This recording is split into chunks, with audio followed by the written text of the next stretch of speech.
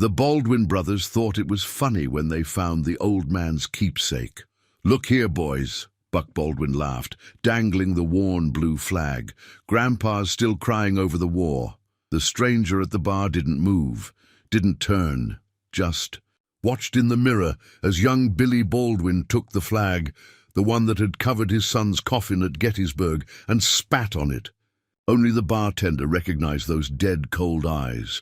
He'd seen them in a wanted poster years ago. The eyes of John Deadeye McGraw, the man who'd killed 37 gunmen in 9 states. The deadliest gunslinger west of the Mississippi was about to paint Copper Creek red. Before we jump back in, tell us where you're tuning in from. And if this story touches you, make sure you're subscribed, because tomorrow I've saved something extra special for you. 3 days earlier, John McGraw rode into Copper Creek on a dust-colored mare, his arrival marked only by the lazy barking of a few street dogs and the quiet whispers of townsfolk who'd learned to study strangers. The late afternoon sun cast long shadows across the town's single main street, where wagons had carved deep ruts into the hard-packed earth. McGraw's appearance hardly matched his reputation. Silver threads dominated his dark hair, and time had etched deep lines around his eyes. His black duster bore the patched holes of old bullet wounds, and he carried himself with the slight stiffness of a man who'd taken too many injuries to move with his younger grace. Only his eyes, sharp and watchful as a hawk's, betrayed the lethal skill that had made him a legend. The town itself wore the desperate look of a place dying slowly.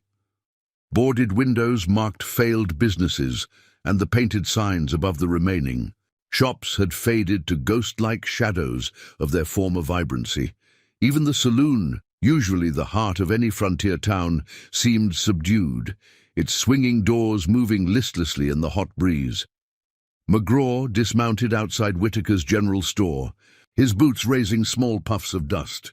Inside, old Tom Whitaker looked up from his ledger, his roomy eyes widening slightly at the sight of the armed stranger. "Help you, mister?" Whitaker's hand drifted toward the shotgun he kept under the counter. "Coffee. Ammunition for a Colt .45. McGraw's voice was quiet, roughened by years of trail dust. "And information, if you're selling that too."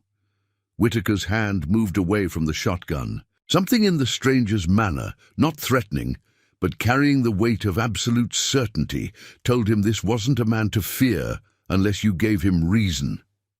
"What kind of information you looking for?" "Baldwin family. Heard they've taken an interest in local businesses." Whitaker's face tightened. He glanced at the window, then back at McGraw. "Might want to be careful asking about them. They've got friends in the sheriff's office, and enemies tend to have accidents." McGraw nodded, as if this confirmed something he already knew. "Tell me about the accidents." Over the next hour, Whitaker painted a picture of systematic terror. The Baldwins had arrived 6 months ago. 7 brothers led by the eldest, Buck. They'd started small, protection money from saloons, fixing card games. Then came the accidents. A stable fire that killed 3 horses, a rancher's wife thrown from her spooked horse, a merchant found beaten in an alley. "Sheriff Wade does nothing?" McGraw asked, though his tone suggested he already knew the answer. "Wade's either bought or scared. Maybe both." Whitaker's voice dropped lower. "Last month, Harry Chen, he ran the laundry, tried standing up to them. They burned his place down with him inside. Called it a tragic accident with Chinese lanterns." McGraw's eyes narrowed slightly, the only visible reaction to the story. He paid for his supplies with precise movements, each coin placed deliberately on the counter. "One more thing," he said. "Need a room. Somewhere quiet. Martana's boarding house, end of town. She's particular about her guests, but—" Whitaker studied McGraw's face. "Tell her Tom sent you." The boarding house stood apart from the other buildings, its weathered, clapboard walls painted a faded blue that had once been cheerful. Martha Tanner herself answered McGraw's knock, a tall, stern-faced woman with iron-grey hair and eyes that had seen enough of the world to judge a man quickly. She took in his worn clothes, the gun worn low on his hip, the way he continuously scanned his surroundings. But it was the folded flag in his coat pocket that seemed to decide her. $3 a week, she said. Meals included. No drinking, no women, no trouble. McGraw nodded. Won't be here long. They never are, she replied, but led him to a small room at the back of the house, its window offering a clear view of both the street and the stable where he'd housed his mare. That evening, he sat in the corner of the town's only restaurant, watching. The Baldwins were creatures of habit, like most bullies. They owned the saloon across the street, and every evening they'd parade through town, making their presence felt. He counted them as they swaggered past the window. Buck, the eldest, built like a bull and twice as mean. Jed and Caleb, the twins, quick with their guns and quicker to anger. Tom and Billy, the youngest, trying to prove themselves as vicious as their older brothers. And Frank, the quiet one, the most dangerous of them all. The waitress, a tired-looking woman named Sarah, brought him his coffee without him asking. "You're watching them," she said quietly, "like others have, men who thought they could change things. And what happened to those men? Some died, some left, some just disappeared." She glanced at the saloon. "My husband was one of them, Deputy Marshal James Connor. Came here tracking stolen army payroll, found the Baldwins instead." McGraw's eyes met hers. "When?" 3 months ago. They never found his body." He nodded once, slowly, added another piece to the puzzle he was building. That night, lying on the hard boarding house bed, McGraw cleaned his Colt with practiced precision. The pearl grips were worn smooth by years of use, and the bluing had worn off the barrel in places, but the action was pristine. Like its owner, the gun's age masked its deadliness. He thought about the stories he'd heard. The burned laundry, the missing marshal, a town slowly dying under the boot of 7 brothers who mistook cruelty for strength. And he thought about another town, years ago, where he'd faced down similar men. Before the war, before he lost his son, before he became the person whispered about around campfires. Tomorrow he'd begin, quietly, carefully, learning their patterns, finding their weaknesses, building the trap that would end them. But first, he needed coffee. News traveled fast in Copper Creek. By morning, whispers about the silver-haired stranger had already reached the sheriff's office. Wade sat behind his scarred desk, listening to his deputy's report while cleaning his revolver with mechanical precision. "Calls himself John Smith," Deputy Peters said, shifting nervously. "Took a room at Martana's." Wade's hands stilled. "Description?" "Tall, lean, cavalry saber scar down his face. Carries a Colt with pearl grips." The sheriff's face paled slightly. "Get me the wanted posters from '68, the ones from the Kansas Territory." The yellowed broadsheet confirmed his fears. The sketch showed a younger man, but the scar was unmistakable. The text below read, "Wanted for questioning, John Deadeye. McGraw, in connection with the deaths of the Harper gang, approach with extreme caution." "Jesus," Peters whispered. "That's him, the one they call the Ghost Marshal." Wade nodded grimly. 12 years ago, he rode with the 3rd Cavalry, led a special unit hunting deserters and raiders. After the war, he kept hunting, anywhere he found. "Men preying on the weak." He tapped the poster. "They say he killed the entire Harper gang, 8 men by himself." "That's impossible. Tell that to the Harpers." Wade leaned back. "Story goes they killed his son at Gettysburg, Confederate sharpshooter. After that, something in McGraw broke. Or maybe it just hardened. He started hunting bad men, not for bounties, not for glory, just hunting." Across town, McGraw sat in Whitaker's store again, listening to more stories. The old-timer had lived in Copper Creek for 20 years, seen it grow from a mining camp to a proper town. Now he watched it die. "Wasn't always like this," Whitaker said, arranging cans of beans with arthritic hands. "We had dreams. Railway was coming through. Copper mine was producing. Then the Baldwins showed up. Tell me about the mine. Closed now. Cave-in killed 3 men. Another accident. Whitaker's voice dripped bitterness. Buck Baldwin offered to buy it cheap after that. Owner refused. Next day someone shot his horses. All of them. McGraw's eyes narrowed. The railway? Survey crew got robbed. Twice. Company decided to route through Preston's Creek instead. He glanced at McGraw, 20 miles west, where the Baldwins just happened to buy land last year. The pieces were fitting together, not just simple bullies. The Baldwins were systematically strangling the town, forcing people to sell cheap, controlling everything worth controlling. The bell above the door chimed. Sarah Connor entered, her waitress uniform replaced by simple work clothes. She carried herself differently now, straighter, more purposeful.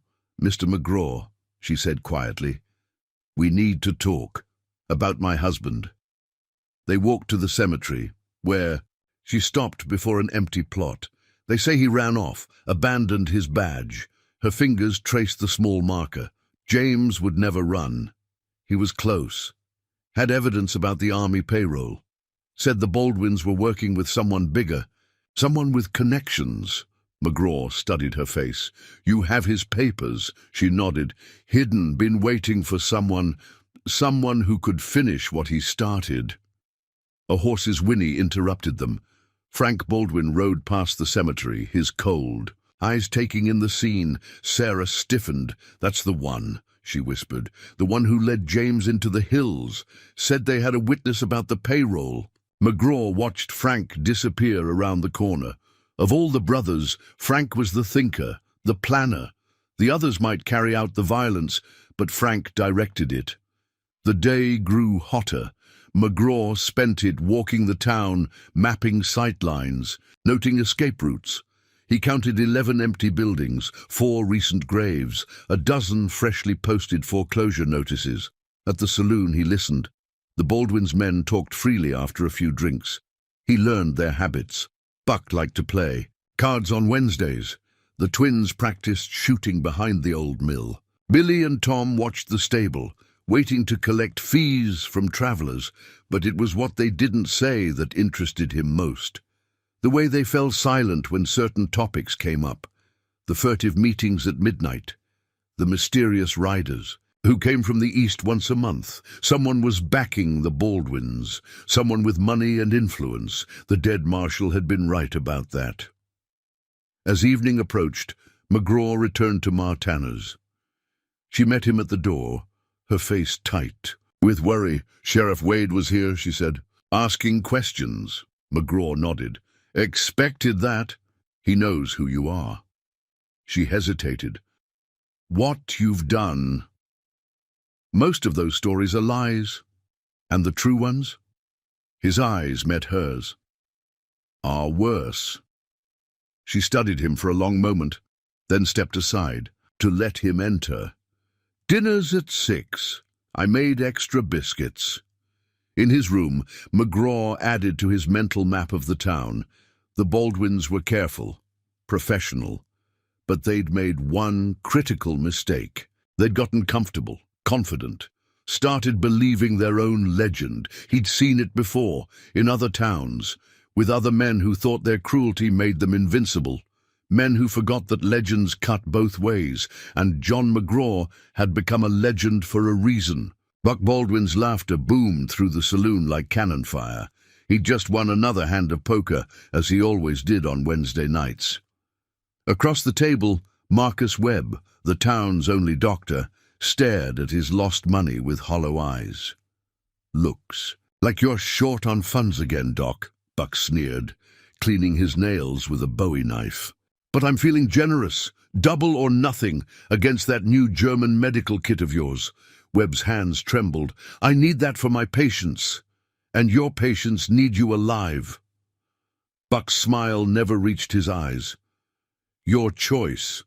From his corner table, McGraw watched the inevitable unfold. Webb would play, would lose, And another piece of Copper Creek would fall under Baldwin control. The doctor's shoulders slumped as Buck dealt the cards.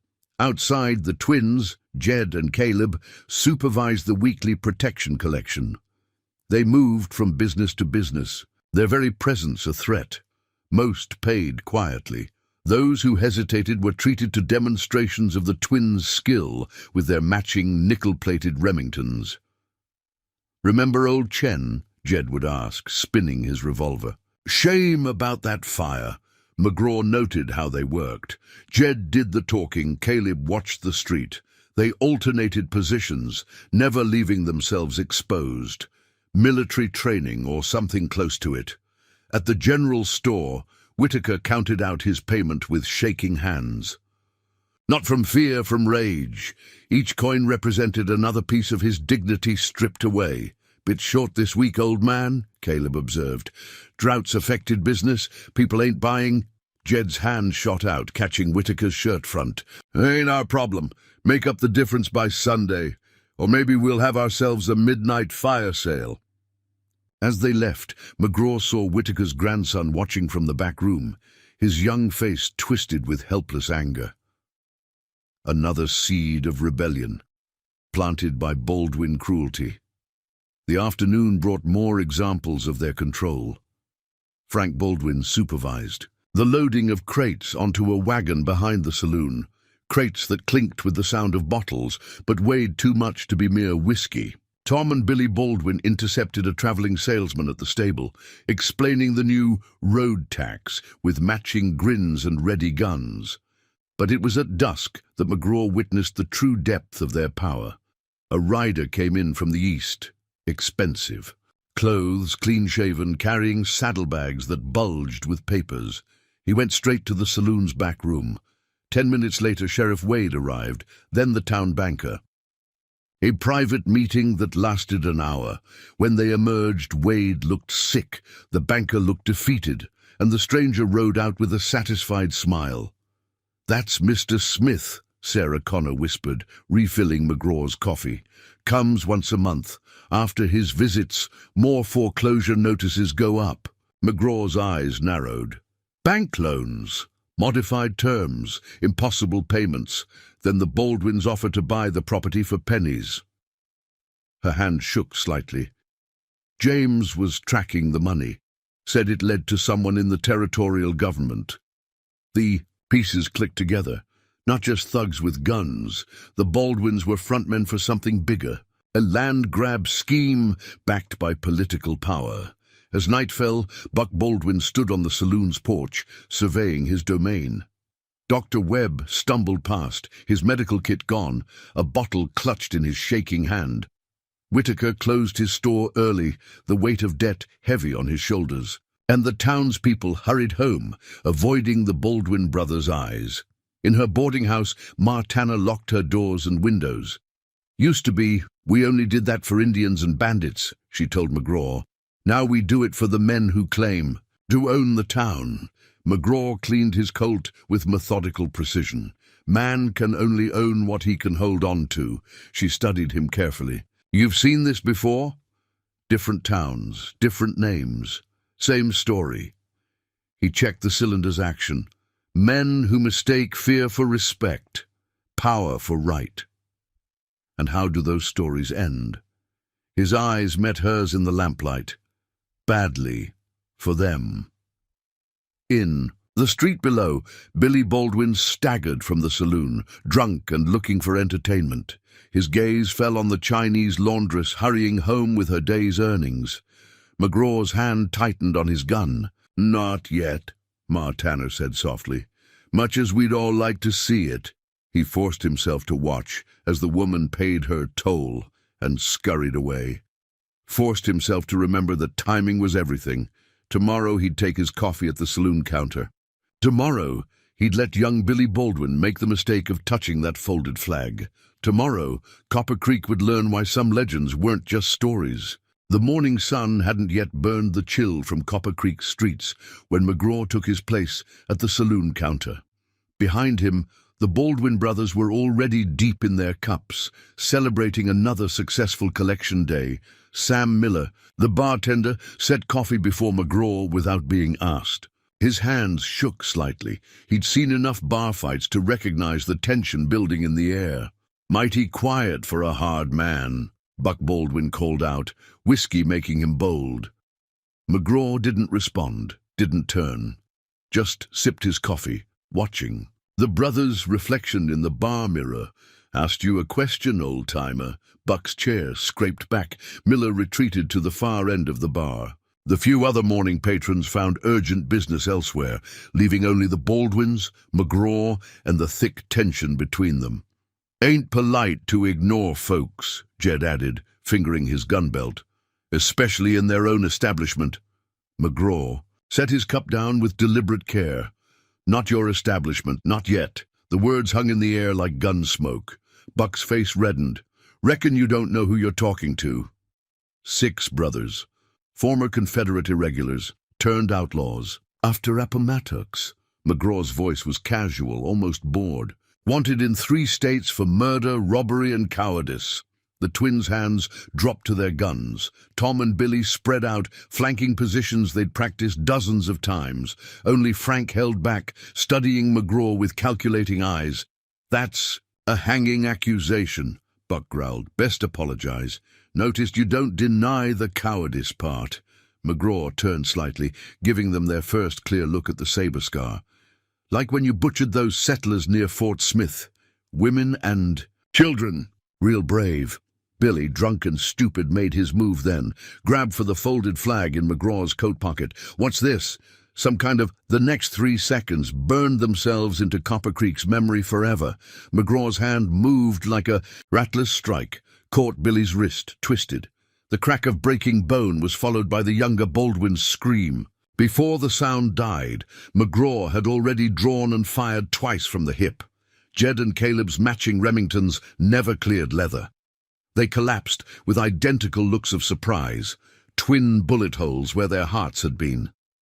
Tom managed to draw, managed to aim.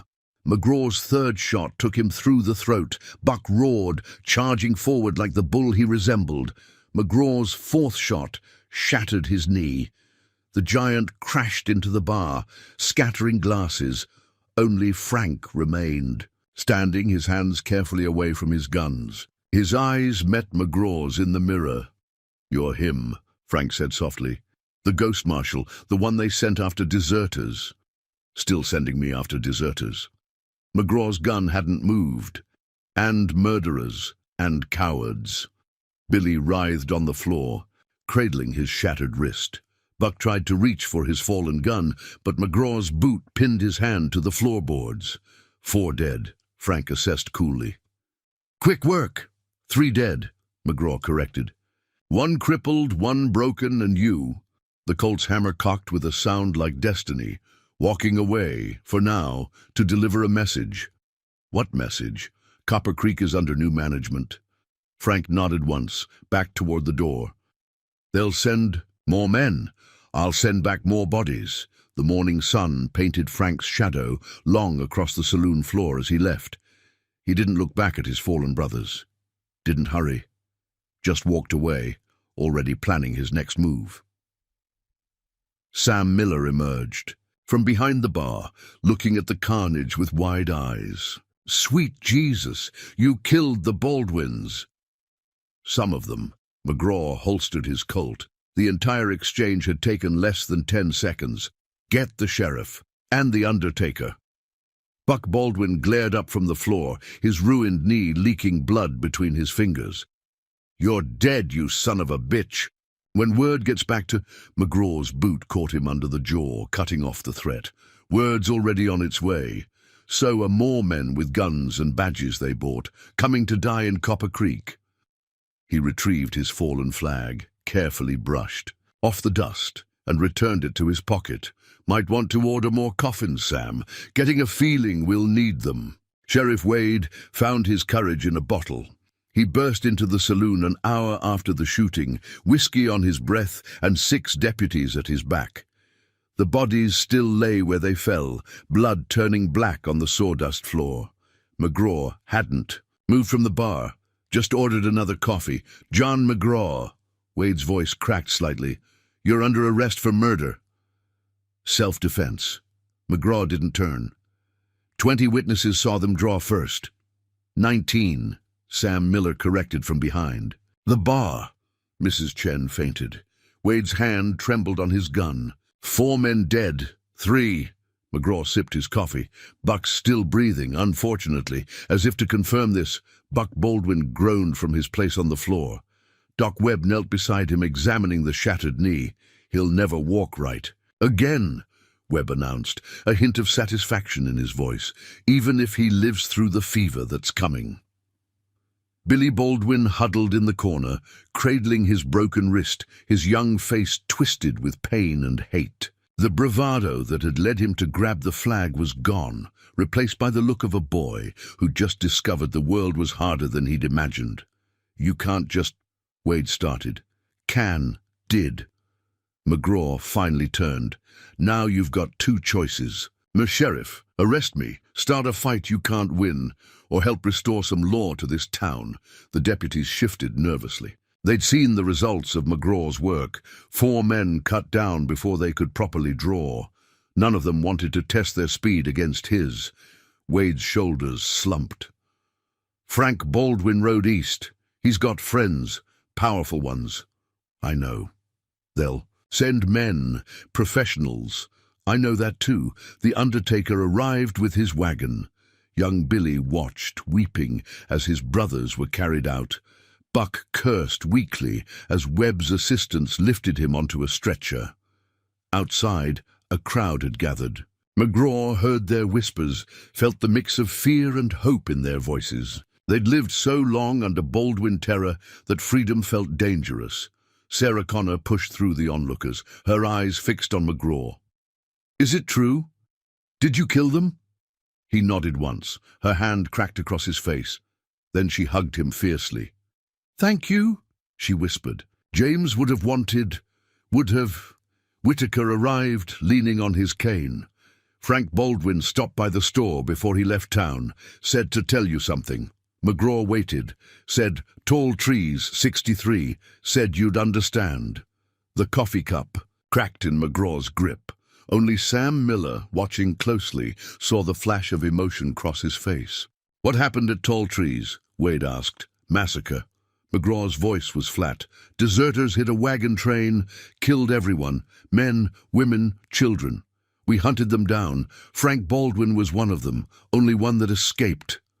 Understanding dawned. In Wade's eyes, that's why you're here. You've been hunting him all along. Part of why. McGraw set down the broken cup. Rest doesn't matter, but it did matter. Word spread through Copper Creek like wildfire. By sunset, everyone knew the story. The ghost marshal hadn't randomly drifted into town. He'd been following Frank Baldwin's trail for 12 years. The Baldwin's reign of terror might be broken, but something worse was coming. Frank would return with an army of gunmen, and Copper Creek would become a battlefield. Some families packed their wagons that night. Others hung signs on their doors, closed until further notice. The smart ones, the cautious ones, prepared to flee, but not everyone ran. Doc Webb stayed, his German medical kit restored to its place of honor. Whitaker kept his store open, shotgun close at hand. Sarah Connor served coffee with her head held high, and Ma Tanner baked extra biscuits. They'd lived too long under Baldwin rule, tasted too much fear. Now, with McGraw standing like a weather-beaten lighthouse in their storm, they found their courage again. In the saloon, Sam Miller swept up bullet fragments and scrubbed blood from the floorboards. He paused when he found Billy Baldwin's spilled beer, the puddle still holding the reflection of that terrible morning. You think they're really coming? He asked McGraw. All of them? Yes. How many? McGraw checked his Colt's load, an action, as natural as breathing. Doesn't matter, numbers don't mean much in a killing field. Is that what Copper Creek's going to be? Already is. McGraw's eyes met Miller's in the bar mirror. Has been since the Baldwins first arrived. Difference is, now the dying will happen faster, and this time the right people will do the dying. Outside, the desert wind moaned like a hungry ghost. Somewhere east of town, Frank Baldwin was already gathering his forces. Somewhere in the territorial capital, corrupt officials were writing orders and signing papers. The storm was coming to Copper Creek, and John McGraw meant to paint the town red before it ended. They came at midnight, 3 days after the saloon shooting. 12 riders, dressed in black, moving without lights. Professional manhunters led by a scarred Mexican named Cortez, who'd made his reputation killing Apache scouts. McGraw was waiting. He'd spent those 3 days preparing, reading the land like a book written in dust and shadow. Every approach to town, every blind spot, every place men might hide, he knew them all. The hunters split into 3 groups, just as he'd expected. 4 men watching the livery stable, thinking he'd try to run. 4 covering the boarding house, where they thought he slept. 4 moving up the main street, ready to flush him out. They found his mare in the stable, saddled and ready. Found his gun belt hanging in his boarding house room. Found his coffee cup still warm on the saloon counter. What they didn't find was him. The first shot came from the church steeple, where no one ever thought to look. Cortez's second in command toppled from his saddle, a hole where his left eye had been. Before his body hit the ground, McGraw had already shifted position. There! One of the hunters spotted the muzzle flash. 6 guns turned toward the steeple. Duo. Next shot came from behind them. 2 more hunters fell, their guns unfired. McGraw had vanished again, a ghost in the darkness, leaving only corpses to mark his passing. He's playing with us, Cortez growled in Spanish. Spread out, find him. They tried. Professionals all, they moved, building by building, covering each other with practiced skill. But McGraw had spent 12 years hunting men like these, knew how they thought, how they moved. A shadow detached itself from an alley. Another hunter. Died, damn you! Cortez fired at the movement, his bullets striking empty air. Face me like a man! 8 years with the Apache scouts, McGraw's voice seemed to come from everywhere. And you still haven't learned. There's no honor in a fair fight.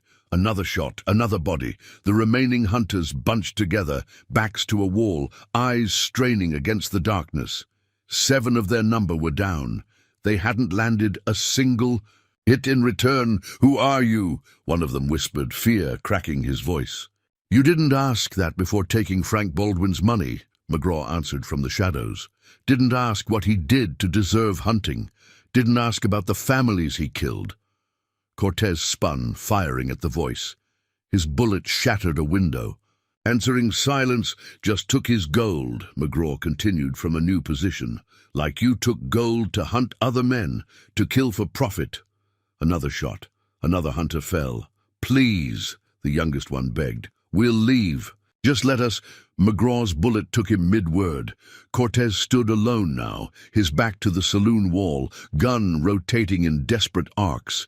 Reputation meant nothing now. Fear had stripped away the professional killer, leaving only a frightened man. In the dark. Where are you? He screamed. Where? Here. The word came from behind him. Cortez spun, impossibly fast, his gun already firing, but McGraw was faster. The Mexican's final shot went wild as McGraw's bullet found his heart. He died with surprise in his eyes, never understanding how one old man had destroyed his entire team. Sheriff Wade found McGraw sitting on the saloon porch, reloading his Colt with unhurried precision. 12 bodies lay in the street, their blood black in the moonlight. Jesus Christ, Wade whispered. How? They were good, McGraw said. Quietly, professional, experienced. He snapped the cylinder shut, but they came hunting a man. Should have come hunting a ghost. Dawn revealed the full extent of McGraw's work. Each kill had been methodical, precise. No wasted shots, no random fire. 12 men, 12 bullets. These weren't random gunmen, Wade said, looking at their gear. Custom weapons, military training. Someone spent serious money. Frank Baldwin's opening move. McGraw studied the bodies with clinical detachment. Testing defenses, learning patterns. You think more will come? Many more. He turned to Wade. Time to choose sides, Sheriff. These men had letters of marque, official papers. Next batch will too. Wade's face hardened. Official from who? Territorial. Governor's office, Judge Martin's court, men who've been backing the Baldwins all along. Christ.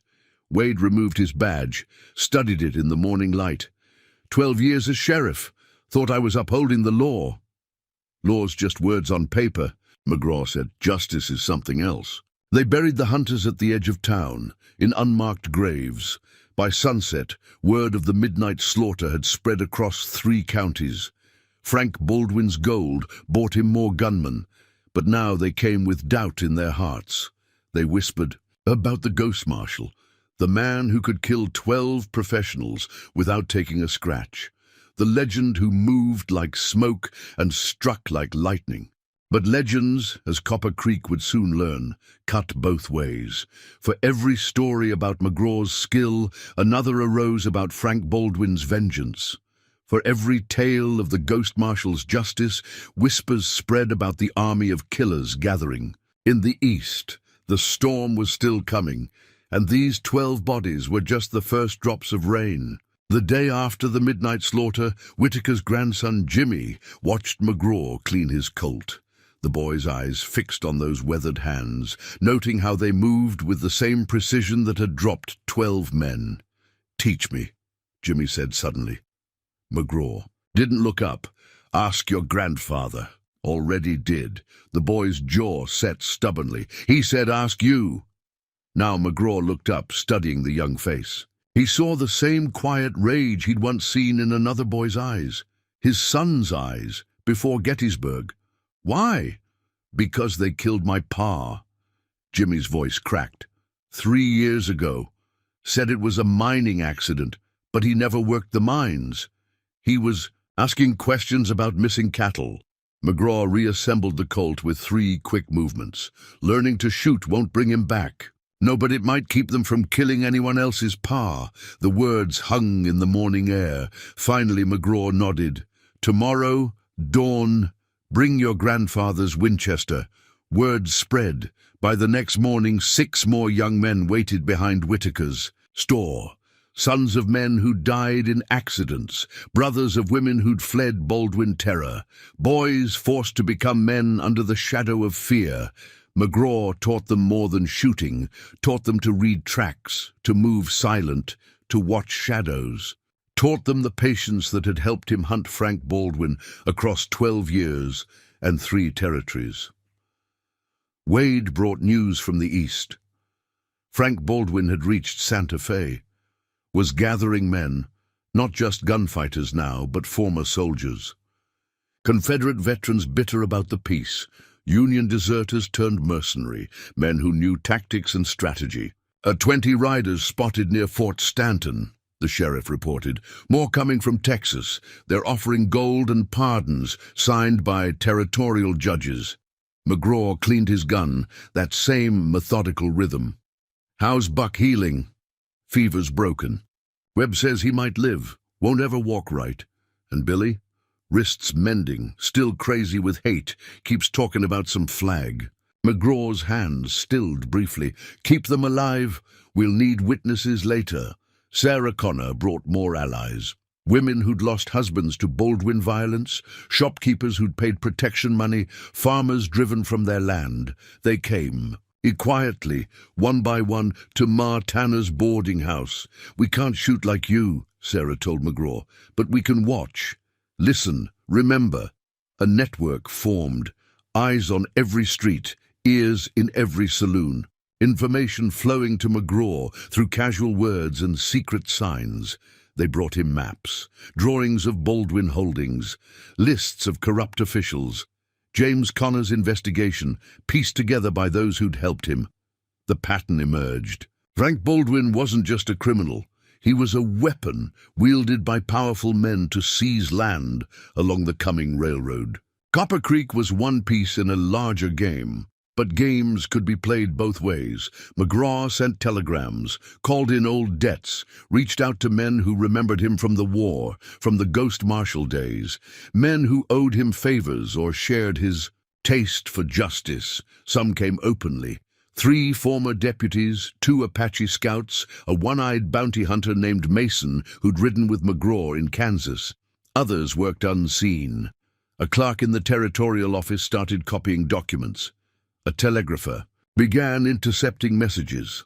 A cavalry sergeant at Fort Stanton watched troop movements. The town changed too. Wade deputized Whitaker's boys, gave them badges that meant something again.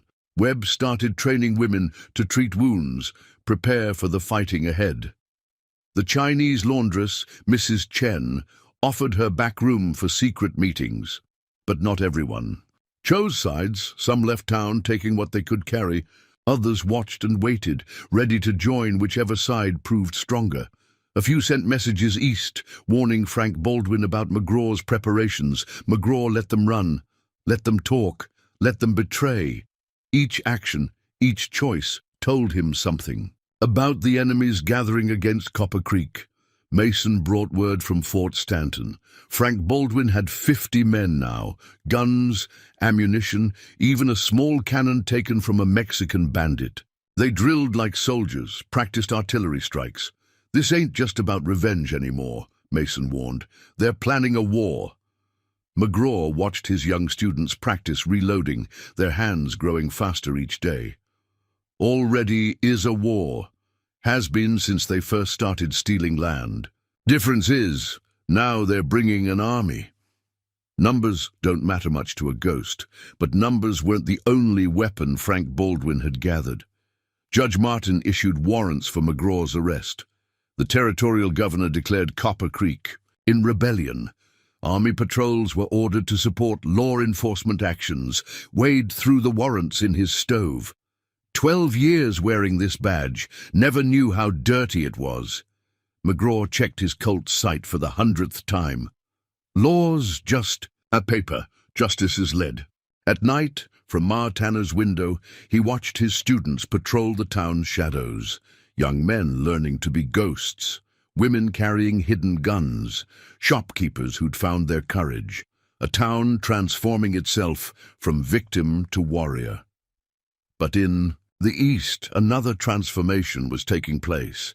Frank Baldwin's army grew daily. 50 men became 60, then 70. Hired killers became organized soldiers. Vengeance became military precision.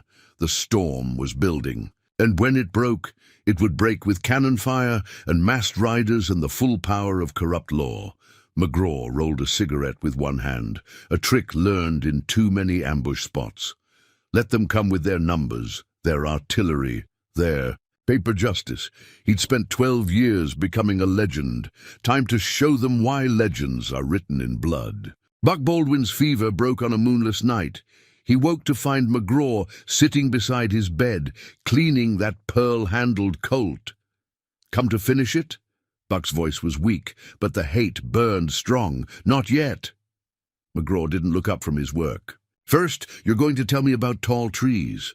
Buck's face went slack. Frank said you'd ask about that. 14 settlers, 3 families, 2 children. McGraw's hands never stopped their methodical movement. You were there. War was over. We were hungry, lost. Sweat beaded on Buck's forehead. Frank said they had gold, said it would be easy. Wasn't. Just gold you took. Buck closed his eyes. Frank went crazy, started cutting people, making them scream, said he learned it from Quantrill's raiders. In the corner, Wade wrote everything down, his face gray. The confession they'd waited for, finally spilling out in the midnight hour. We tried to stop him, Buck whispered. Me and Jed. But he had that look. Same look he got later when he'd hurt people for fun. Said we were weak. Said the strong take what they want. McGraw's hands stilled. And the little girl? Jesus. Buck turned away. Don't make me... Her name was Sarah. McGraw's voice could have frozen hell. Sarah McGraw, my granddaughter. She was 6. Wade's pencil stopped. The room went dead silent. She was visiting her uncle, my son, when you hit the wagon train. He died trying to save her. Combat veteran, 3 battles, killed by deserters too cowardly to face armed men. Buck, Baldwin began to weep. I didn't know.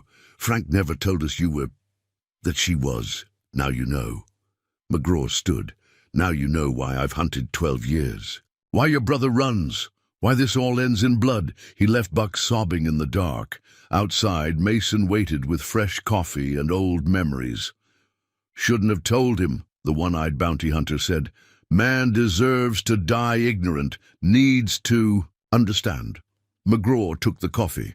They all need to understand. They walked the empty streets, past Whitaker's boys standing guard, past Sarah Connor's network of watchers. The town slept uneasily, waiting for the storm to break. Frank Scott. 80 men now, Mason reported. Artillery positioned on the hills east. Scouts watching every road, building firing positions. Good ground for defense, McGraw nodded. He learned something in 12 years. Learned from you. Running so long, man picks up tricks. They stopped at the graveyard. McGraw's eyes found the marker for James Connor, the marshal who died asking questions. Frank's pattern never changed, he said quietly. Tall trees, Fort Smith, every town they took, always the same. Terror, corruption, murder dressed as accident, using fear to steal land, using law to hide crimes. This time's different, Mason observed. This time he's got an army. No. McGraw's voice was cold as mountain snow. This time he's got nothing left to lose. Knows I won't stop hunting. Knows his secrets are out, so he's making his stand. Dawn painted the eastern hills gold. Somewhere out there Frank Baldwin was planning his attack. 80 men, artillery, 12 years of hate. But hate ran both ways. In Webb's clinic, Billy Baldwin nursed his broken wrist and his broken pride. McGraw found him studying the folded flag, trying to understand. Your brother knew, McGraw said from the doorway. Knew what that flag meant. Why I carried it. Sent you to grab it anyway. Billy's young face twisted. You're lying. Frank wouldn't sacrifice his own brother. Ask Buck about tall trees. Ask him what Frank did to his own kin. The boy's hands trembled. Why are you telling me this? Because you're young enough to learn, to understand what your brother really is, what he's made you become. He left Billy with those thoughts, with that flag, with the weight of truth crushing his world. The Telegraph brought more news. Frank Baldwin's army had grown again. 90 men now, former soldiers, professional killers, men who knew siege warfare. They were coming to erase Copper Creek, to bury its secrets, to end the legend of the Ghost Marshal. But legends don't die easily. In Martana's boarding house, McGraw cleaned his Colt one final time. The pearl grips were smoother now, worn by 12 years of hunting. 12 years of planning, 12 years of holding that memory of a little girl's smile, turned to screams by Frank Baldwin's knife. The storm was coming, and this time it would end where it began, in blood. The U.S. Marshal's badge caught the morning sun as David Chapman rode into Copper Creek. Unlike the corrupt territorial lawman, Chapman carried 30 years of honest service in his weathered face. He'd known McGraw during the war, fought beside him in 2 campaigns. Now he'd come to arrest him. Wish it was different, John, Chapman said, sitting across from McGraw in the saloon. His coffee grew cold, untouched. Federal warrant, signed by the Attorney General himself. McGraw studied his old friend's face. You read the charges. Murder, insurrection, interfering with railroad interests. Chapman's mouth twisted on the last words. They're painting you as a killer, stopping progress. keeping civilization from reaching the frontier. Civilization, McGraw's voice dripped contempt. That what you call Frank Baldwin's kind of progress? Found some interesting things about Baldwin. Chapman pulled out a folder. Land deals across 3 territories. All the same pattern: violence, corruption, suddenly abandoned properties. He bought cheap, railroad routes mysteriously changing after he acquires land. Following the money, goes high. Senate committee members, territorial governors, men who can turn cavalry patrols blind and make federal marshals dance to their tune. Wade, listening nearby, spat on the floor. That why you're here, dancing to their tune? Chapman's eyes hardened. I'm here because if I'm not, they'll send someone else. Someone who won't listen. Someone who'll bring troops and start a war.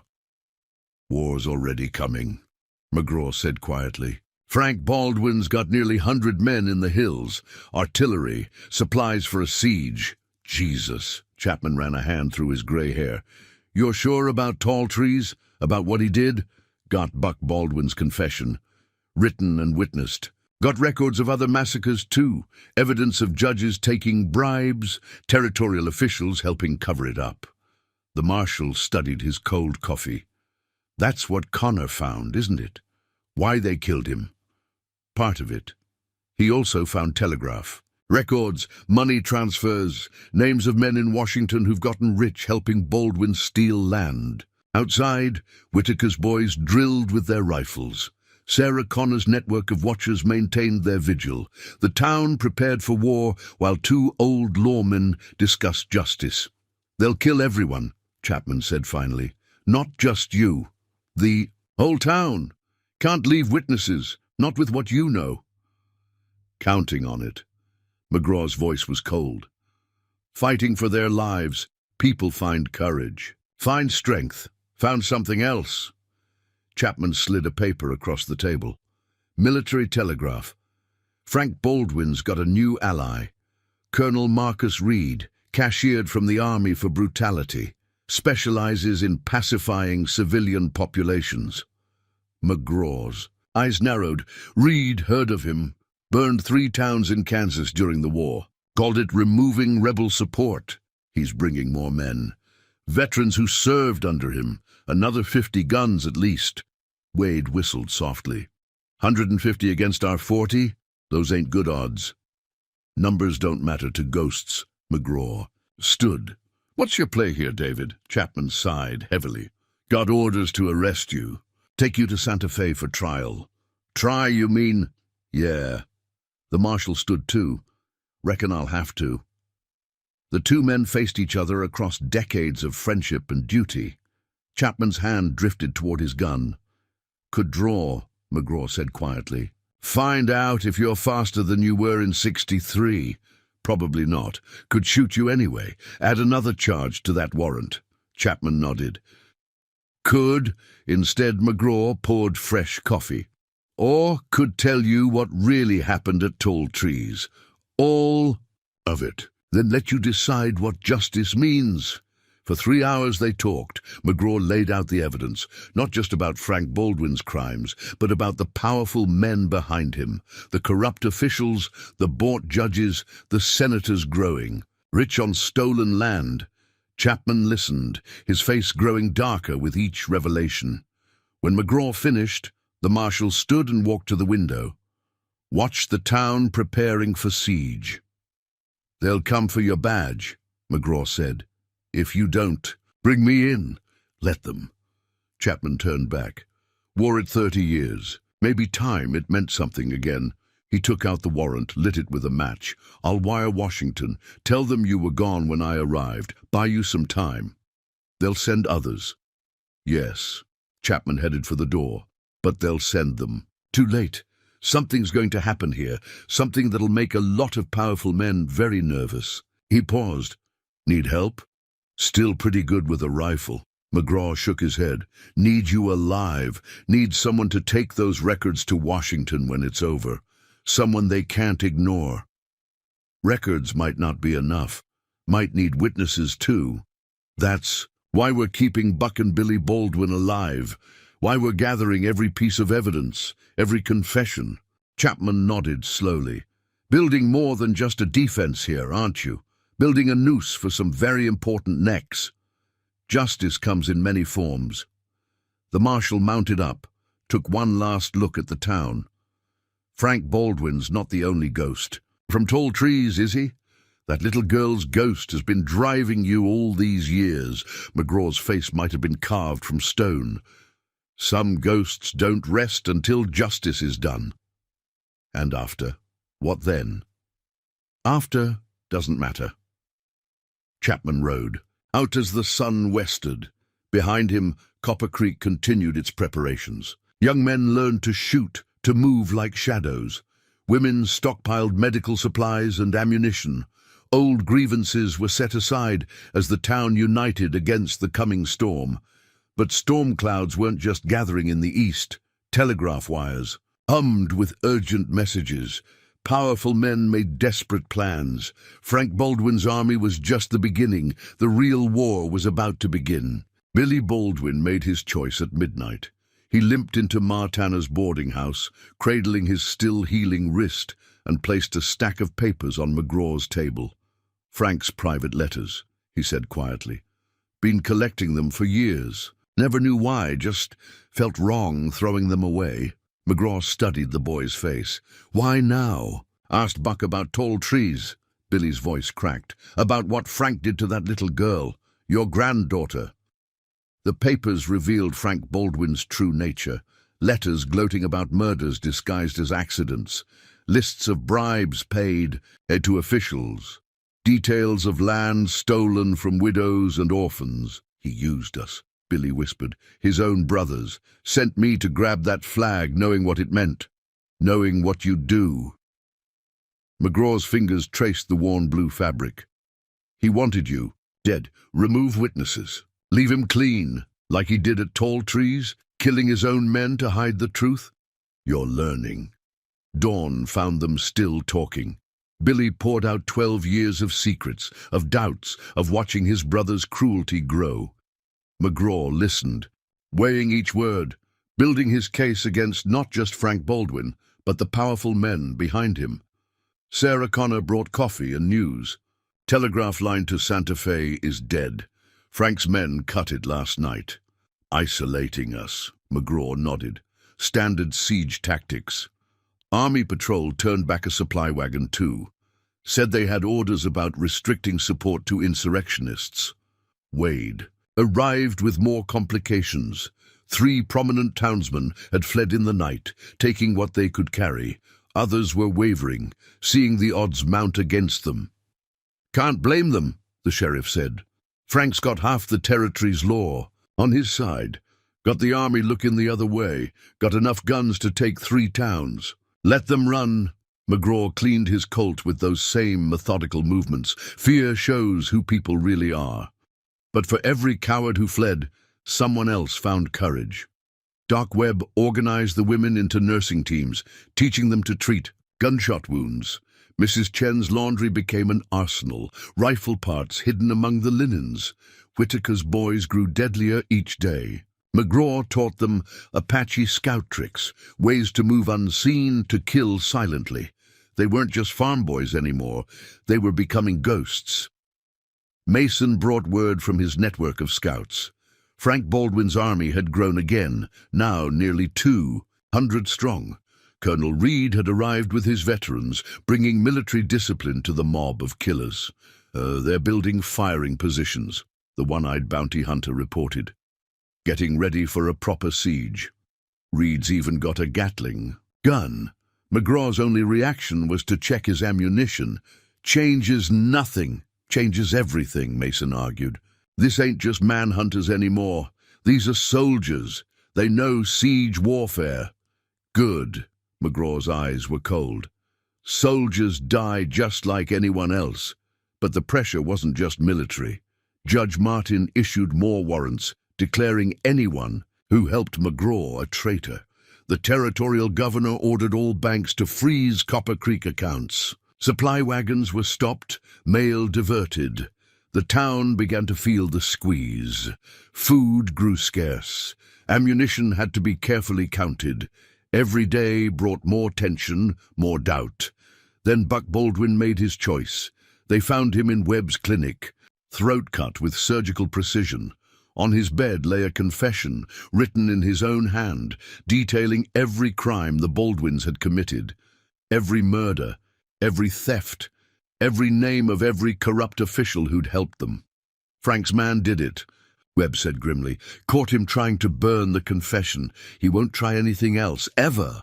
The dead assassin lay in the corner, Webb's scalpel still in his throat. Buck's death changed things. His written testimony, now sealed and secured, gave them legal weapons to match their guns. But it also showed Frank Baldwin's desperation.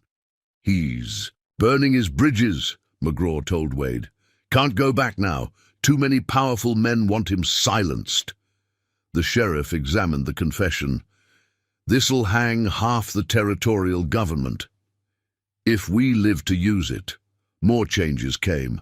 The army patrol that had turned back their supplies suddenly disappeared, replaced by more sympathetic troops. The new commander, a young lieutenant named Phillips, had read the territorial dispatches too carefully. Orders say, "Don't help insurrectionists," Phillips told McGraw. "Don't see any insurrection here, just honest folks defending their homes." The telegraph line mysteriously repaired itself. Marshal Chapman's influence, perhaps, or other honest men choosing sides. But the biggest change came from Billy Baldwin. The youngest brother asked to address the town, standing on the saloon's porch, with his arm in a sling. "My whole life," he told the crowd, "I thought Frank was a hero, thought he was protecting us, making us strong. Now I know he's just a killer, a coward who murders children and betrays his own blood." His voice grew stronger. "I aim to make it right, aim to testify about everything he's done, everything I've seen, and I aim to help defend this town against him." McGraw watched from the shadows as the town absorbed this shift, saw hope kindle in tired eyes, saw spines straighten and jaws set. With new determination, Frank Baldwin's army might number hundreds, but armies can be broken. His political allies might be powerful, but power built on corruption can fall. The real strength was here, in people choosing to stand, in a town finding its courage, in justice that wouldn't die. The storm was coming. But now, with each shifting loyalty, each chosen side, the lightning had new targets to strike. Mason found McGraw at his granddaughter's unmarked grave, the old gunfighter's face carved from shadow in the dying light. A bottle of whiskey sat untouched between them. "Tell me about Kansas," Mason said quietly. "About how you got that name." "The Ghost Marshal," McGraw's eyes never left the grave, "was after tall trees, after I started hunting them. Word got around, men dying in their sleep, killers found without a mark, corrupt sheriffs vanishing on empty roads. Did that myself, the vanishing part, year after you saved my worthless hide. Remember that day, you facing down 4 men, already missing the eye they took." Mason touched his patch. "Learned from you, about patience, about making fear work. For you." The whiskey remained unopened as McGraw spoke of those years, of tracking deserters through Apache country, of teaching himself to move like smoke, to kill like winter, quiet and cold and inevitable. "They started lighting lanterns," he said, "every night, thinking light would keep the ghost away, never learned that darkness was their friend. I was worse in daylight. Sarah Connor brought coffee, sat listening as 2 killers talked of death, her own rage burning since her husband's murder, found kinship in their cold vengeance. Frank Baldwin wasn't the worst," McGraw continued, "just the one who got away. Others died easier. Judge Kane, who took bribes to free murderers, found hanging in his own courthouse. Marshal Pierce, who sold badges to killers, dead in a whorehouse with his own gun in his mouth. Heard about Pierce," Mason nodded. "Never knew that was you." "Sometimes.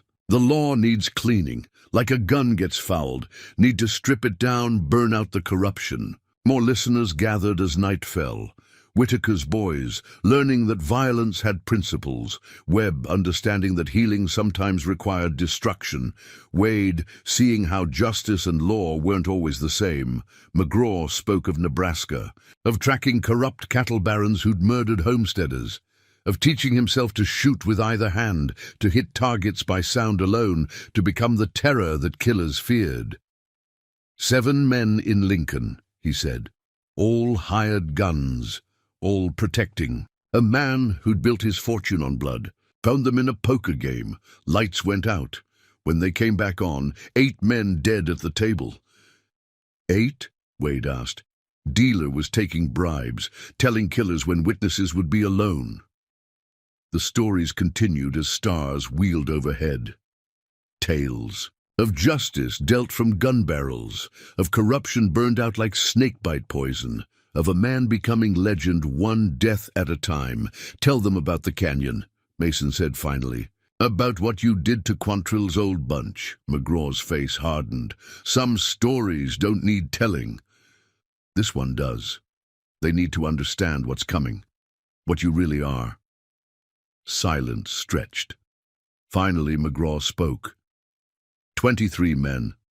Raiders, who'd turned killer after the war, led by Quantrill's former lieutenant, hiding in a box canyon, thinking they were safe. His voice grew distant, remembering. Took me 3 days. No sleep, no rest, just killing, one by one. Let them see their friends die, never knowing where the shot came from. Let them huddle together, jumping at shadows. Wade refilled coffee cups with shaking hands. Last night they were burning their dead. Down to 6 men. Their leader, Tom Quantrill himself, started shooting his own boys. Said I was inside there. Heads. Said death was catching. How'd it end? Billy Baldwin asked softly. Found Quantrill at dawn. Sitting alone, gun empty, talking to ghosts. Said he remembered me from the war. Said he'd seen what I'd done to raiders. Begged me to make it quick. Did you? McGraw's eyes were cold as prairie winter. No. The night grew older. More stories emerged. The Wyoming Range War, where McGraw had killed 11 men in 11 minutes. The New Mexico bank robbery, where would-be thieves were found stretched along 50 miles of trail. Always the same pattern, Mason observed. Hunting bad men, making them afraid. Using terror like a weapon. Fear's a tool, McGraw agreed. Like any other, learn to use it, learn to spread it. Make them hunt shadows while death comes in daylight. Billy Baldwin shivered. That's what you're planning here? Making them afraid? No. McGraw finally opened. The whiskey. Here it ends, all of it. The hunting, the killing, the ghosts. Frank Baldwin dies in Copper Creek, and all his powerful friends learn what real fear tastes like. He poured drinks, passed them around. A ceremony of sorts, a communion of killers and victims and those caught between. Tomorrow they'll start. Moving into position. Colonel Reed knows siege warfare. Frank knows my reputation. They'll come careful, come prepared. Won't matter, Mason said quietly. No. McGraw's voice was death itself. Won't matter at all. Dawn broke over Copper Creek, painting the town in blood colors. From the hills came the rumble of moving guns, the thunder of hooves. Frank Baldwin's army was coming, but they weren't hunting a man anymore. They were hunting a ghost.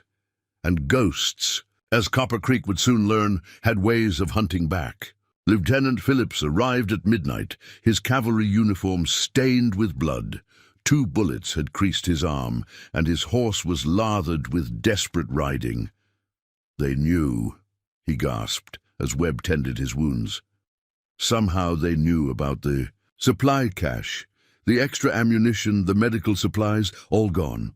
McGraw's face showed nothing, but his hand tightened on the pearl-gripped Colt. Ambush? Professional job. 20 men, military-trained. They had the exact location. Even knew about the false bottom in the supply wagon. Only 6 people had known about those supplies. Only 6 had known the route, the timing, the hidden compartments. How many dead? Wade asked. 4 of my men, good boys. Never even got a shot off.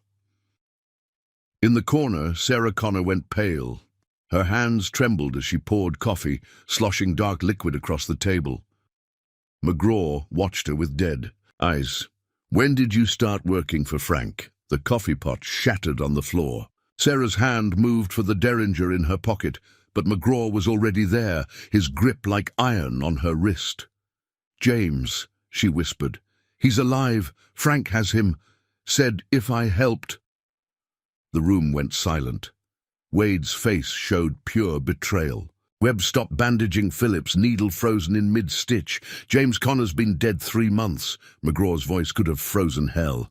"Found his grave last week. Shallow, recent, but dead all the same." Sarah sagged in his grip. "No, they showed me letters, proof. Said he was in a mining camp. Said if I helped them, gave them information. They showed you what they wanted you to see. Used your hope against you, against all of us." Tears streaked her face. "I had to try, had to know." "How long?" 2 weeks, since Billy changed sides. Frank's man approached me, said James was asking for me." McGraw's grip gentled slightly. "What did you tell them?" "Everything. The supplies, the defensive positions, the evidence you've gathered." Her voice broke. "The names of everyone helping you, everyone in the network."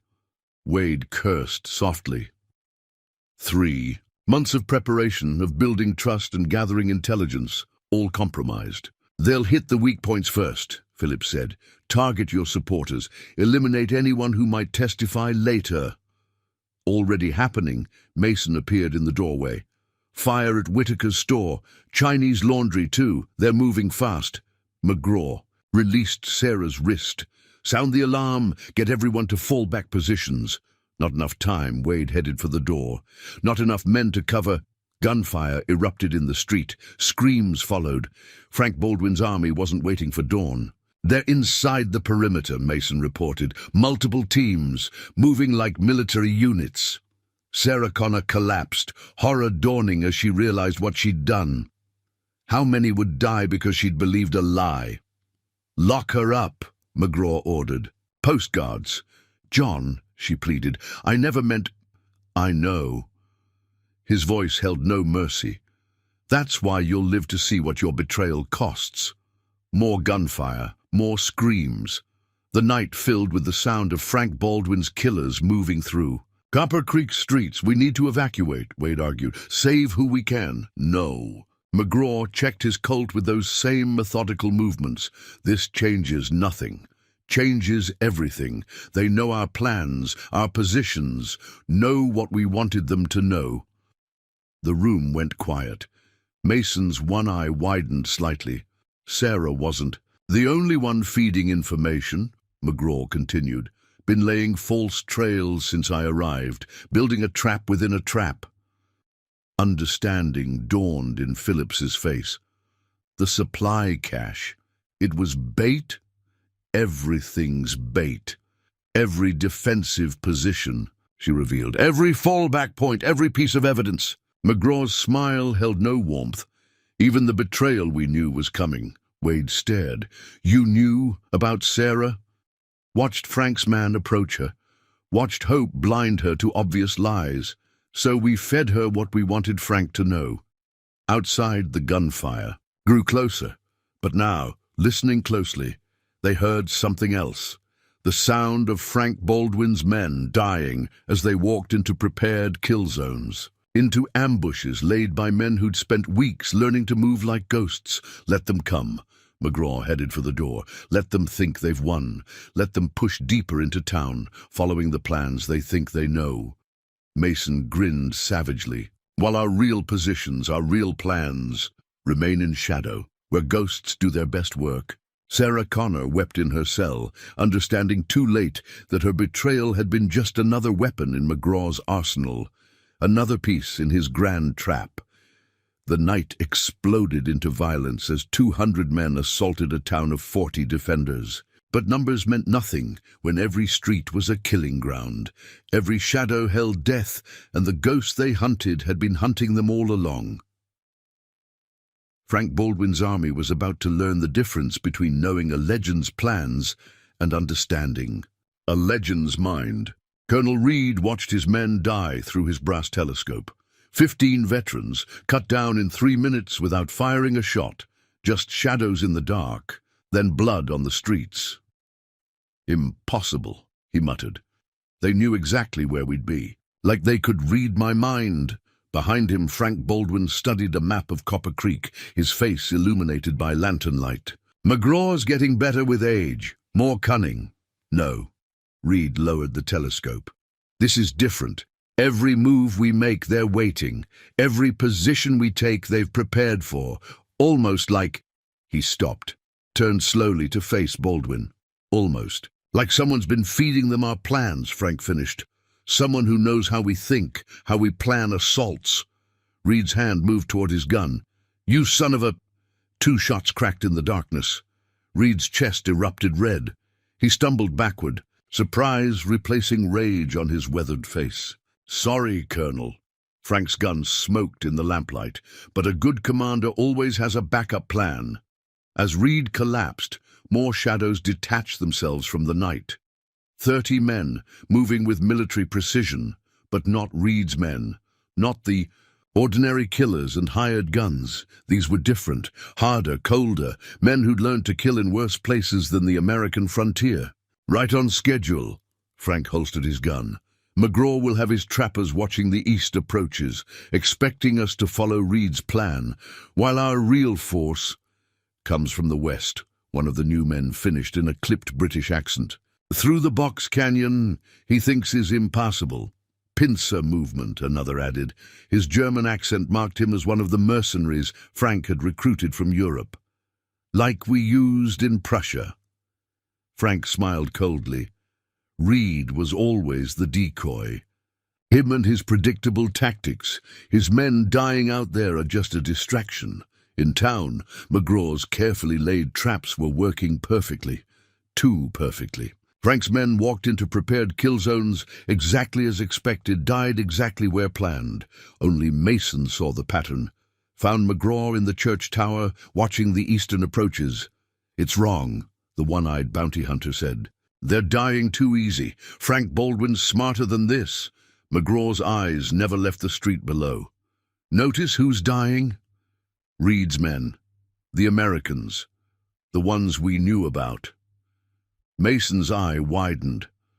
"Sweet Jesus, where are the others? The foreign ones Frank was recruiting, coming through the box canyon, right about now." "That's impossible. Those cliffs, not with proper climbing gear, not with men trained in mountain warfare." McGraw checked his Colt.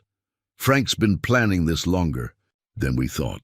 Reed was always a sacrifice. Gunfire erupted from the west. Screams followed. Frank Baldwin's real assault had begun. In her cell, Sarah Connor heard boots on the stairs. The door opened to reveal Billy Baldwin, his broken wrist still in a sling. "Time to go," he said, unlocking her cell. "What?" "Frank sent me here months ago, before McGraw arrived. Been working for him all along." Billy's young face showed no emotion. "Even letting McGraw break my wrist was part of the plan." Sarah stared. "But the confession, the evidence, all fake. Designed to make McGraw trust me, to make him think he'd turned me." Billy gestured with his gun. "Move. He'll kill you for this." "No." Billy's smile was cold as his brother's. "He won't, because Frank's got one more surprise. One more betrayal even the great Ghost Marshal never saw coming." In the church tower, McGraw and Mason watched Frank's elite killers sweep through Copper Creek's western streets, 30 professionals against 40 half-trained defenders. "Need to fall back," Mason said. "Regroup at the courthouse." "No." McGraw's voice held something Mason had never heard before, something almost like satisfaction. "This is exactly what we wanted. We wanted to be outflanked by professional killers, wanted them all in one place, all the real threats. All Frank's best men." McGraw smiled thinly. "All the ones worth killing." Understanding dawned in Mason's eye. "You knew about Frank's plan, about Reed being a decoy. You wanted them to come through the box canyon, because that's where the dynamite is, where the charges have been waiting, where 30 of the best killers in Europe are about to learn why you don't trap a ghost. The night shook with thunder as the box canyon exploded. Frank Baldwin's elite force vanished in fire and stone, buried under tons of rock. But even as the echoes died, even as McGraw's trap closed on Frank's best men, Billy Baldwin was leading Sarah Connor through underground tunnels, toward one final revelation that would change everything. The ghost might be cunning, but some betrayals cut deeper than others. Some secrets were darker than any shadow, and Frank Baldwin had saved his deadliest weapon for last. The tunnels beneath Copper Creek were older than the town itself. Mining shafts, some said Indian caves, others claimed. But as Billy Baldwin led Sarah Connor through the darkness, she realized they were something else entirely. Escape routes, she whispered, built into the town from the beginning. Smart woman. Billy's gun never wavered.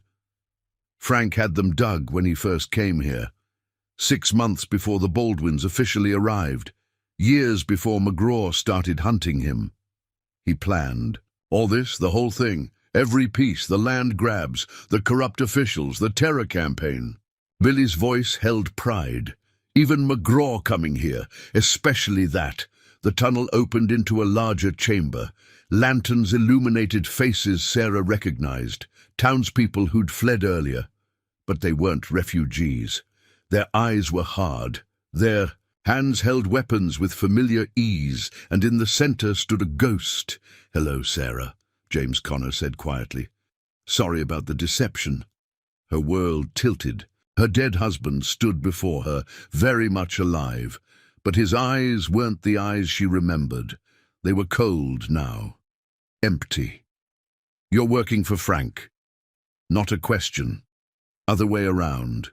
James smiled thinly. "Frank works for me. Always has. Since, before Tall Trees, the truth hit her like a physical blow. You're the one behind everything. Had to clean up the territory, remove the weak elements, make room for progress." He spoke like a teacher explaining simple math. Frank and his brothers were useful tools. McGraw was a useful enemy. The massacre at Tall Trees, necessary, had to give McGraw a reason to hunt Frank, to build his legend, to become the ghost everyone feared. James stepped closer, because legends can be used, can be pointed at targets, can be brought to specific places at specific times. Sarah backed away, bumping into Billy's gun. All those people, that little girl. Sacrifices for a greater cause. This territory needs strong men, men willing to do what's necessary. James gestured at the armed figures around them. These men understand that, like Frank understands it, like you'll understand it too. You're insane. I'm practical. McGraw's legend keeps other predators away. His reputation protects our interests. But now he knows too much, has too much evidence. James's voice hardened. Time for the ghost to die. Above them, McGraw and Mason were discovering the final betrayal. The courthouse records, their carefully gathered evidence, gone. Wade and Webb missing. Whitaker's boys cut off and surrounded. "Pulled us too thin," Mason said grimly. "Used our own tactics against us." McGraw watched Frank Baldwin's remaining. Forces converge on the town square. No longer trying to hide, no longer following Reed's predictable plans. "Not Frank's tactics," he said quietly. "Someone else, someone who thinks bigger." Who? Before McGraw could answer, movement caught his eye. A familiar figure stepping into the lamplight. James Connor, Sarah's dead husband, the missing marshal, and suddenly everything made sense. "Hello, John," Connor called out. "Been a while. About 12 years, I'd say. Since Tall Trees." The night went silent. Even the gunfire seemed to hold its breath. "You were there." McGraw's voice could have frozen flame. "Watching, directing, planning, using Frank's appetites for my own purposes." Connor smiled. "Had to. Give you a reason, you see. Something personal, something that would turn you into what I needed." Mason's eye widened. Mother of God, Frank was useful, still is. But you, John, you were my masterpiece, the ghost who haunted other predators, the legend that kept order through fear. Connor spread his hands. The perfect weapon. McGraw's gun hand hadn't moved, hadn't even twitched. But death lived in his eyes now. My granddaughter. Regrettable, but necessary. Personal loss focuses a man, gives him purpose. Connor's voice held no remorse. Look what it made you. Look what you became. Around them more figures emerged. Townspeople McGraw had trusted. Men he'd trained. All Connor's people planted months or years before. Your evidence is gone, Connor continued. Your allies are dead or captured. Your carefully laid plans have crumbled. He smiled again. All that's left is the ghost. And ghosts, as you taught. Us can die. Frank Baldwin stepped into the light, his own gun trained on McGraw. Other weapons followed, 30, 40 guns aimed at the legendary killer. You were right about one thing, Connor said. Legends are written in blood. Time to write your final chapter. But McGraw didn't look at the guns, didn't look at Frank. Baldwin's savage grin or Connor's satisfied smile. He looked at the stars, where dawn was still hours away. You're right, too, he said quietly. About legends, about blood. His eyes came down, colder than mountain winter. But you forgot something. Important. Oh? Ghosts don't need evidence, don't need allies, don't need plans. McGraw's voice could have carved stone. They just need darkness and death. His hand hadn't moved, but somehow, suddenly, his gun was aimed at Connor's heart, and we've got hours of darkness left. Copper Creek held its breath. 40 guns aimed at McGraw's heart, yet no one moved. Even Frank Baldwin, for all his hate, waited for Connor's word. Still fast, Connor mused. Still deadly. But one gun against 40? Those aren't ghost odds. John, you miscounted. McGraw's voice was soft as a rattler's warning. Mason's got a shot too. Had, Mason called from the shadows, until Billy here put a gun to my back. Sorry, John. Billy Baldwin emerged from the darkness, pushing the one-eyed bounty hunter ahead of him. The young man's broken wrist had healed remarkably well. You taught me about deception, Connor smiled, about patience, about laying traps within traps. He gestured at the armed men surrounding them. These aren't just hired guns, they're my people. Been placing them in towns across the territory for years, building my own legend, quiet and careful, while using mine as cover. Exactly. Every territory needs its ghost stories, its bogeymen to frighten the weak. Connor's voice held genuine. Admiration. You were perfect, the grieving avenger, the unstoppable killer. While you hunted Frank, my real work continued unopposed. McGraw's gun hadn't wavered. Building an empire, building order, structure. Progress has its price, John. Weak men, weak towns, they have to be cleared away, like dead wood before a fire. The night wind moaned through Copper Creek's empty streets. Somewhere, a door creaked, like the town itself was listening. Could have been part of it, Connor continued. Could have joined us, built something lasting instead of chasing vengeance. Already building something. McGraw's eyes were chips of ice. Your grave, Connor sighed. Always the soldier, never the general. He raised his voice. Wade, show our friend what happens to those who resist progress. Sheriff Wade stepped into the lamplight, pushing Webb ahead of him. The doctor's face was bloody, but his eyes held more shame than pain. Found him burning records, Wade said, trying to save some of the evidence. One by one, Connor's men brought out their captives. Whitaker, hands bound, Mrs. Chen, defiant. Even in defeat, the young men McGraw had trained, disarmed and surrounded. Your pieces are taken, Connor said. Your position lost. Time to end this game. McGraw's gun moved fractionally, centering on Connor's heart. Not a game. No. Connor's smile widened. Then why are you still alive? Why haven't my 40 men fired? Because I want you to understand, to appreciate the elegance of it all. Nothing elegant about murdering children. One child, one death to create a legend. Connor stepped closer, utterly confident. Think of the mathematics. One life traded for a decade of order, for progress that will benefit thousands. Frank Baldwin shifted impatiently. Enough talk. Let me kill him. Patience, Frank. You'll have your revenge.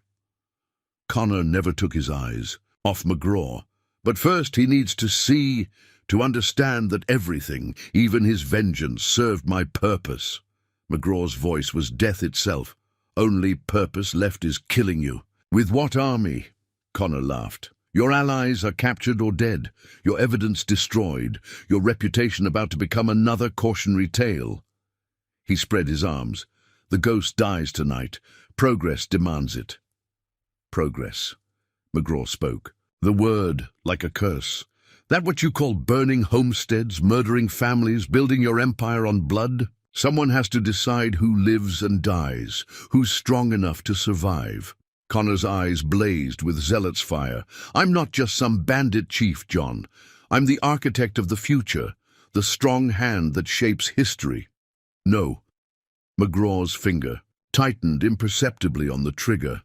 You're just another killer, another mad dog needs putting down. Connor's face hardened. Last chance, John. Surrender. Die with dignity. These people you tried to protect might live. Like my granddaughter. Live. That's the problem with ghosts. Connor signaled his men. Too focused on the past, never seeing the future. 40 hammers cocked in unison. 40 fingers tensed on triggers. The night itself seemed to hold its breath. Any last words? Connor asked. Any final understanding of your place in history? McGraw smiled then, a cold smile, a ghost smile. Just one thing, he said softly. Oh? You forgot to count Mason's other gun. Connor's eyes widened a fraction. Too late, he remembered the bounty hunter's reputation. Too late, he recalled that. Mason always carried 2 guns. The one-eyed man's left hand moved like lightning, and the night exploded into blood and thunder. Mason's hidden derringer took Connor's right ear, the sound lost in the chaos that followed. McGraw was moving before the blood hit the ground, his first shot catching Frank Baldwin square in the chest. Then hell itself opened in Copper Creek's streets. McGraw rolled behind a water trough as 40 guns thundered. Mason dropped 3 men with his recovered rifle before diving through a shop window. The night filled with gun smoke and screaming. "Kill them!" Connor howled, blood streaming down his neck. "Kill them all!" But ghosts are harder to kill than men. McGraw's guns spoke twice more. 2 of Connor's shooters fell, their shots going wild. Mason's rifle cracked from a new position, dropping another gunman. "Spread out," Billy Baldwin ordered, trying to organize the chaos. "Circle around." Webb chose that moment to slam his head backward, catching Wade in the face. The sheriff's grip loosened. Webb twisted free, shouting to the other captives, "Now!" Whitaker's boys exploded into action, months of McGraw's training showing. They dropped, rolled, came up with hidden weapons. Connor's men found themselves caught in a deadly crossfire. Impossible! Connor staggered toward cover. They were searched, disarmed. But McGraw had learned from tall trees, had taught his students to hide weapons like the Apache hid war parties. Every captive carried at least 1 hidden gun. The street became a killing ground.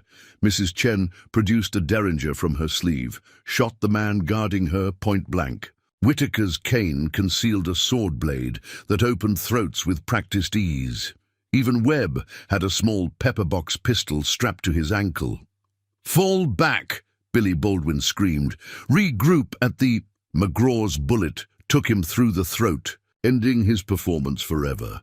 The young traitor died with surprise in his eyes, never understanding that his broken wrist had healed too cleanly, too quickly. That McGraw had known his betrayal from the start. Frank Baldwin, gut-shot and dying, tried to draw a bead on McGraw. Mason's rifle ended that threat permanently. "The evidence!" Connor shouted to his remaining men. "Burn it all. Leave nothing." But that order came too late as well. Webb's desperate attempt to burn records had been staged. The real documents were long gone, sent to Marshal Chapman through Mrs. Chen's laundry deliveries. McGraw moved like a ghost through the gun smoke. Each shot finding a target. All his fury, all his patience, all his skill, honed by 12 years of hunting, it all came down to this night, this reckoning. Wade tried to run. Whitaker's grandson, Jimmy, dropped him with a rifle shot that would have made McGraw proud. Connor's carefully placed men, his years of planning, his web of corruption, it all unraveled in 7 minutes of pure hell. His shooters were professionals, but they faced opponents who'd trained specifically for this night. Who knew every angle, every shadow, every line of fire in Copper Creek streets, the tunnel. Connor stumbled toward the hidden entrance. Fall back to... already blocked. Sarah Connor's voice came from behind him. She held James's own gun, her hands rock steady. Your escape routes are gone, like my marriage, like my trust.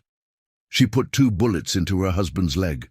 He fell, screaming curses. The shooting began to slacken. Connor's surviving men threw down their weapons, realizing too late they'd been fighting ghosts who knew their every move, who'd planned for this night with the same patience that had tracked Frank Baldwin across 12 years.